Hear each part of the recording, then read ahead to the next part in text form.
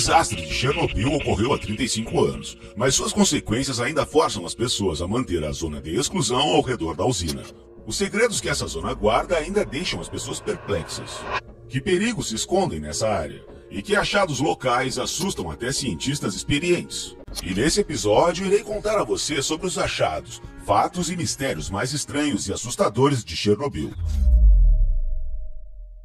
Muitos animais que estavam perto do reator no momento da explosão morreram em poucas horas.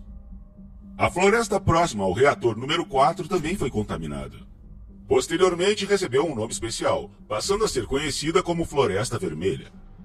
Isso porque as árvores que receberam a maior parte das emissões de poeira radioativa durante a explosão do reator logo mudaram suas folhas de verde para laranja e vermelho acastanhado.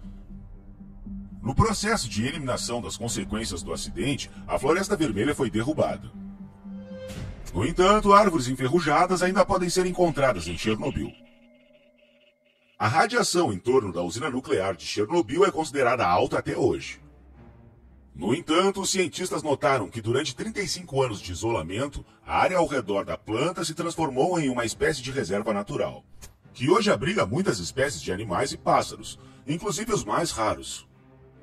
A grande mídia tenta não discutir muito o assunto das mutações nas florestas de Chernobyl, mas ainda há exemplos famosos.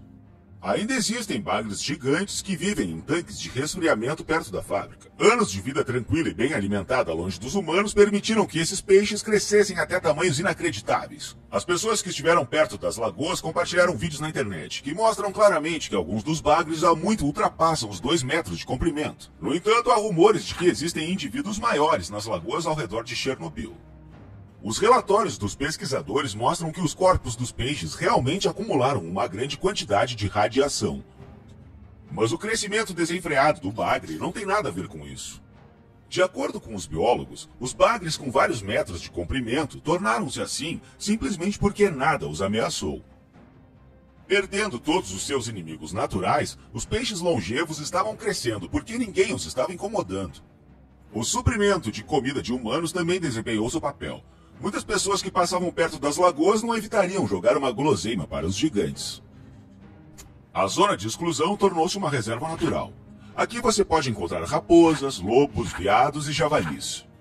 Espécies raras de pássaros, incluindo corujas e águias, instalaram-se confortavelmente na área pantanosa. A radiação realmente não está mais afetando a fauna de Pripyat? Em 2014, os cientistas colocaram 42 câmeras ocultas sensíveis ao movimento em diferentes partes da zona de exclusão. Todas as espécies de animais que apareceram em vídeo foram monitoradas por um longo tempo. De acordo com o relatório, nenhuma grande anormalidade foi detectada. No geral, a imagem parecia quase perfeita. No entanto, o que os cientistas descobriram na floresta de Chernobyl surpreendeu o mundo inteiro.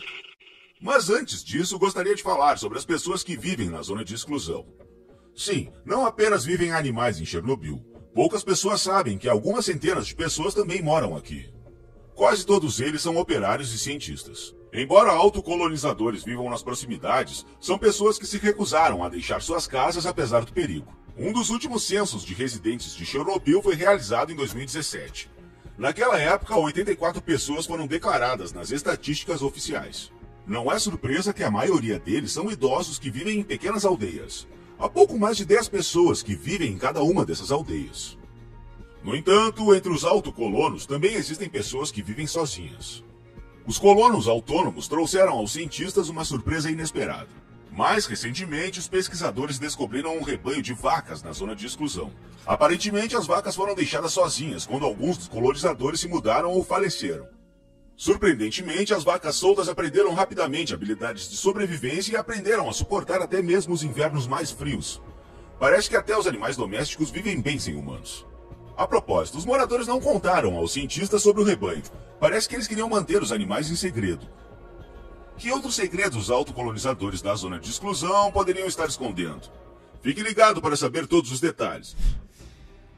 A raiz do problema. Em 26 de abril de 1986, a destruição do reator número 4 desencadeou a maior liberação de radiação da história. Demorou 206 dias para eliminar as consequências da tragédia, e 90 mil pessoas foram mobilizadas para construir o sarcófago. Os primeiros voluntários a chegar ao local foram vítimas de um grave enjoo causado pela radiação. Decidiu-se substituí-los por robôs, que constantemente quebravam e se recusavam a funcionar na zona de contaminação. Em seguida, soldados e outros trabalhadores, posteriormente chamados de liquidatários, foram enviados ao local da tragédia. Eles conseguiram erguer um sarcófago de concreto sobre o reator. Uma estrutura monumental deveria manter a radiação dentro da usina e também manter todos os outros longe dela. No entanto, o sarcófago foi concebido apenas como uma solução temporária. Aos poucos, suas paredes foram rachando, e já 10 anos após o acidente, a área total dessas rachaduras era de quase 1.000 metros quadrados. Em 2007, um segundo sarcófago, dessa vez de aço, denominado Novo Confinamento Seguro, começou a ser construído sobre o primeiro. Foi comissionado em 2019. Já se passaram mais de 30 anos desde o acidente, e durante todo esse tempo, as chuvas e os ventos continuaram a lavar a radiação das fundações do antigo sarcófago gota a gota. Mas para onde essa radiação estava indo? E quão longe ela se espalhou? Você não encontrará relatórios sobre isso em recursos oficiais. Aceleração de reação. Mesmo nas usinas nucleares mais modernas, o uso da água é inevitável. Aqui ele desempenha 3 funções ao mesmo tempo. Ele resfria, evapora, transformando-se em vapor e energizando turbinas, e diminui o movimento das partículas. No entanto, da mesma forma, a água não apenas retarda o movimento dos nêutrons, mas também acelera a fissão. De acordo com dados oficiais, o crescimento lento das reações de fissão radioativa no reator destruído da usina nuclear de Chernobyl é possível por várias razões. Mas basta que o aumento da taxa de reação já tenha sido reconhecido pela comunidade científica. A intensidade das reações de fissão nos nêutrons depende da presença de um desacelerador. Nesse caso, o desacelerador é a água, que pode vir com a chuva ou com correntes do solo. A água desacelera os nêutrons, o que contribui para a taxa de reação de fissão nas massas de combustível. Além disso, quando exposto à radiação ionizante e quando o combustível seca, ele muda sua estrutura, o que também pode afetar a intensidade da fissão nuclear dele. É muito complicado? Infelizmente é. Ao mesmo tempo, os cientistas afirmam que o papel da água na aceleração da fissão ainda não foi totalmente estudado. É interessante notar que o novo confinamento seguro, que para a construção foi investido mais de 2 bilhões de euros, de fato não permite que a água da chuva entre no reator. Como resultado, o fluxo de nêutrons se estabilizou ou mesmo começou a diminuir na maioria dos pontos de ocultação. Mas e se a água da chuva suficiente já tiver entrado no primeiro sarcófago? Nos últimos anos, a atividade de partículas começou a aumentar em algumas salas de subreatores. Isso pode ser visto dentro da sala de codinome 305/2. É muito difícil entender os termos científicos? Bem, existem outras indicações de uma fonte de radiação poderosa dentro da zona de exclusão. A evidência pode parecer circunstancial para você, mas não a torna menos assustadora.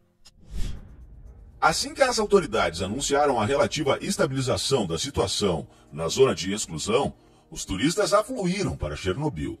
Os pioneiros, é claro, arriscaram a própria saúde e até mesmo a vida. Mas com o passar dos anos, o nível de radiação caiu, e hoje é até permitido dar passeios oficiais no território de Pripyat e Chernobyl. Nem todos os aventureiros concordam em seguir obedientemente um guia ao longo dos caminhos percorridos. Muitos dos que se atrevem a visitar Chernobyl fazem isso sozinhos. Essa decisão foi tomada por um residente britânico chamado Neil Ansell. Ele decidiu que não seria interessante explorar a zona como parte de um grande grupo.